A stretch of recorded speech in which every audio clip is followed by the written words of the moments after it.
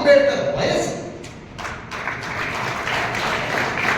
అంబేద్కర్ శరీరం గురించి మాట్లాడుతుంటే, అంబేద్కర్ 65 కిలోల శరీరం గురించి నువ్వు మాట్లాడంటే, అంబేద్కర్ ఆలోచన గురించి మాట్లాడుతున్నావు. మరి అంబేద్కర్ ఆలోచన వయసు ఎంత? 2500 సంవత్సరాల నుంచి, బుద్ధుడు నుంచి సంవత్సర విలాస్ మీదుగా, సంబర అశోక చక్రవర్తి మీదుగా, మౌర్య సామ్రాజ్యం మీదుగా, సంత రవిదాస్ మీదుగా, శివాజీ మహారాజ్ మీదుగా, కబీర్ దాస్ ఆలోచన మీదుగా, కబీర్ దాస్ నుంచి, సాహు మహారాజ్ నుంచి, బసవేశ్వరుడు ఆలోచన నుంచి సమస్త దోపిడీ వ్యవస్థ మీద యుద్ధం చేసిన బహుజన అణగారిన వర్గాల యొక్క ఆలోచన ధారే డాక్టర్ అంబేద్కర్ మెదడులో ఎవడో చిన్న చిన్న పురుష మనసులు పిచ్చోళ్ళు అంబేద్కర్ మారు, అంబేద్కర్ అంటరాయనుడు, అంబేద్కర్ అంటరాయనుడు ఎట్లయితారా బాబు? అంబేద్కర్ అంటే ఆలోచన కదా, అంటరాయనుడు. అంబేద్కర్ శరీరంతో ఏం పని?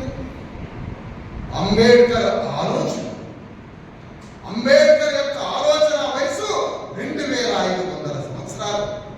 గౌతమ బుద్ధుడి నుంచి తీసుకొని ఆలోచన మళ్ళీ ఇంత ఆలోచనతో బయలుదేరినాడు. మరి అలాంటి అంబేద్కర్ మనందరికీ ఏం చెప్తున్నాడు?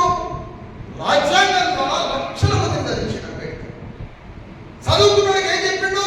నువ్వే నీ జాతికి రక్షకుడుగా నిలబడు, నీవే నీ జాతికి సైనికుడుగా నిలబడు, నీవే నీ జాతికి కర్ర తీసుకొని నిలబడి తల్లిలాగా తండ్రిలాగా నీ జాతిని రక్షించడానికి నీవు పుట్టిన గ్రామంలో అగ్రవర్ణాలతో యుద్ధం చేసి నీవు పుట్టిన గ్రామంలో రాజ్యాన్ని స్థాపించు అని అంబేద్కర్ 6 లక్షల గ్రామాల్లో ఉన్న బీసీ ఎస్సీ ఎస్టీలందరినీ చదివించి, మీరే 6 లక్షల గ్రామాలకి నాయకత్వం వహించి 6 లక్షల గ్రామాల్లో ఉన్న అగ్రవర్ణ రాజ్యాన్ని సమాధి చేసి మీరే రాజులు కాండి అని అంబేద్కర్ చదివించారు.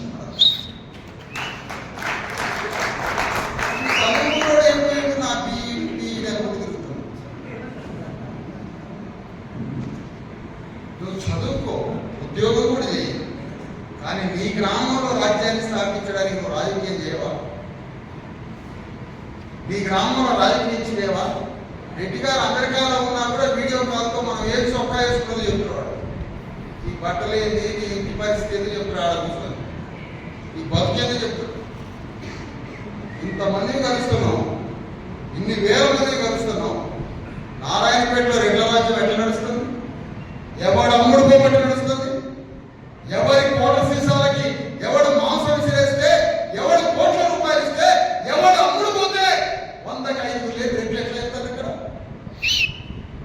ఎవడిస్తాడు వాడికి రాజ్యం? ఎవరిస్తారు? మనల్ని మనం మోసం చేసుకొని, మన ఆత్మహత్య చేసుకొని, మన అయ్యని కొట్టినోడు, మన తాతని కొట్టినోడు, మన అమ్మని చేసినోడు, యుగాలుగా మన జాతుల రక్తం తాగే రెడ్లకే కోట సీసా అమ్ముడు పోయి వాడిని కొట్టేస్తున్నాడు. సిగ్గు మనకు లేదు, వానికి సిగ్గు శరం లేదు.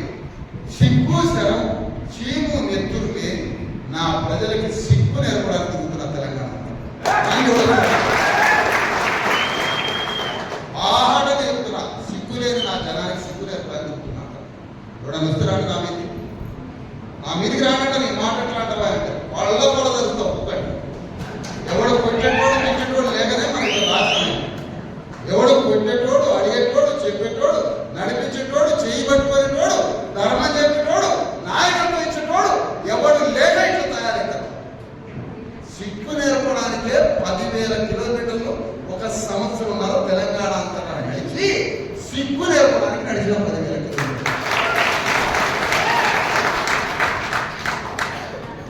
ఇదే నా బతుకు. ఏమని?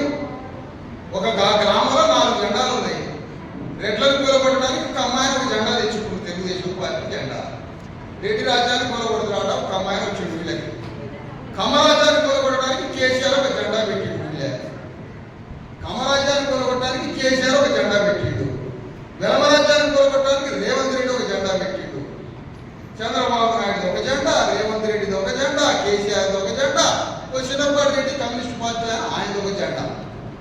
మరి నీ జెండా ఏది ఆయన?